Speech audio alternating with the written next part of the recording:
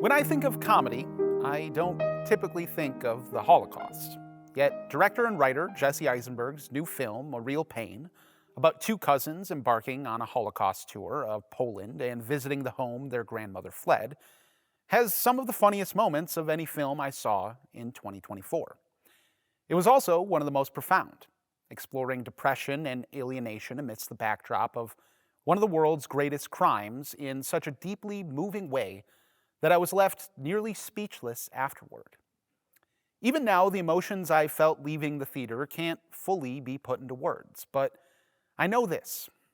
There are many movies that deal with mental health, but I've seen few that get at the true complexity of grappling with human emotion in this dark world like A Real Pain.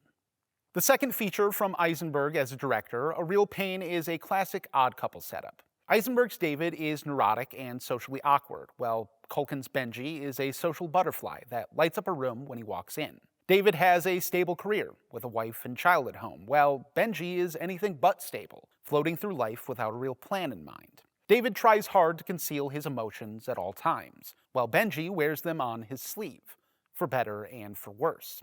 As is the case with many familial relationships, these are two men who likely would never have anything to do with one another, but for the fact that they are cousins. But after the recent death of their grandmother, David decides that the time is right to finally take the trip to her homeland that they'd always talked about, reigniting a relationship that may have remained frozen forever in their childhood years. A Real Pain has many strengths, but Eisenberg's beautifully written screenplay is paramount to its success.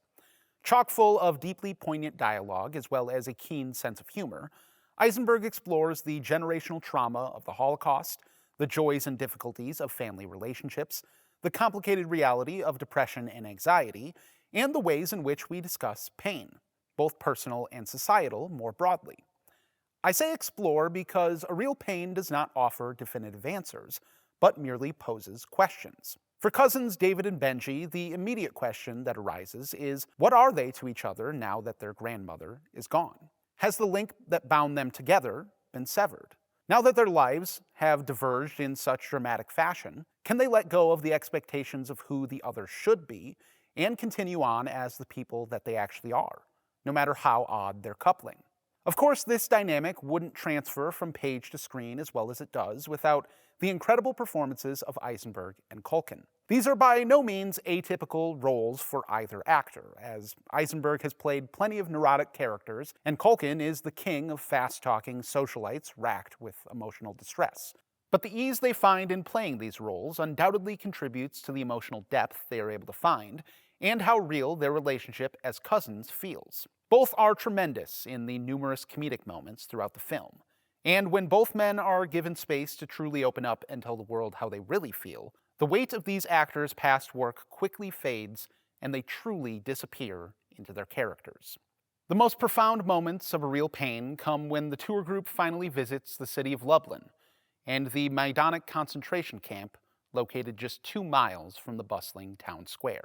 As they tour the city and their tour guide James shows them the distinct memories of Jewish life hidden throughout, Eisenberg's camera lovingly captures the beauty of the city. The peaceful walkways, the gorgeous architecture, the resilient evidence of the once vibrant Jewish community are captured with ardent care. Bathed in brilliant golden light and backed with a tranquil piano score, Eisenberg conjures a wistfulness, not unlike when Benji speaks about his memories with his grandmother, or with David when they were young. But that golden light fades, and the piano falls silent when the tour arrives at Majdanek concentration camp. The group walks silently through the dormitories, the bathhouses, the gas chambers, in stunned silence. Looking at the piles of shoes left behind by the Nazis' victims, even Benji is left speechless and gasps when David reaches out to touch his shoulder. As tour guide James says, the place speaks for itself, and Eisenberg's camera shows us that with still, haunting shots of this industrialized site of mass murder. A shot of the group gazing upon a mound of ash that was once thousands of real people is perhaps the most horrifying shot in the entire film. As the group drives away from the camp, the piano score slowly returns, as they return to the city that sat within sight and earshot of the crime scene they just left. Inside the van, the group is visibly shaken, shocked into silence. But as the camera moves in, we see Benji's shock has turned into anguish as he is doubled over, sobbing next to David. "We completely cut ourselves off from anyone else's true pain," Benji says earlier in the film, distressed by the experience of this group of Jews riding in first class on a train that 80 years ago would have been used to transport them to their deaths. Later, Eloge, a survivor of the Rwandan genocide and convert to Judaism, puts it quite eloquently. "I find myself constantly baffled by the way the world seems to carry on, like there aren't a million reasons to be shocked, appalled, ignoring the proverbial slaughterhouse to enjoy the steak." David throughout is annoyed with how emotional Benji often gets and says that there is a time and place to grieve. In one of Eisenberg's highlight scenes, he talks about how he doesn't feel right burdening others with his own personal pain because he doesn't find it particularly exceptional. And it is in these moments where a real pain makes its most daring and powerful statement, that there is a connection between the ways in which we refuse to reckon with the human suffering of the world around us, and how we close ourselves off from dealing with our own pain and the pain of those close to us. You can see it in how we constantly feel the need to turn to jokes to avoid talking about anything that may feel uncomfortably real. How many of us have a family member or friend who we know is hurting, but have failed to reach out to? You can also see it in the way we so quickly move on from the tragedies in our world, like mass shootings, or how the ongoing genocide in Gaza or the horrifying civil war in Sudan have been pushed to the back of our collective mind. Eisenberg is by no means equating David and Benji's mental health struggles to the horror of the Holocaust. David is right. His pain is not exceptional. But isn't that the point? Collectively, we all share something, and confronting that pain with each other is the only way forward. Of course, doing so is difficult and complicated, and Eisenberg seems to recognize that in this film more than others.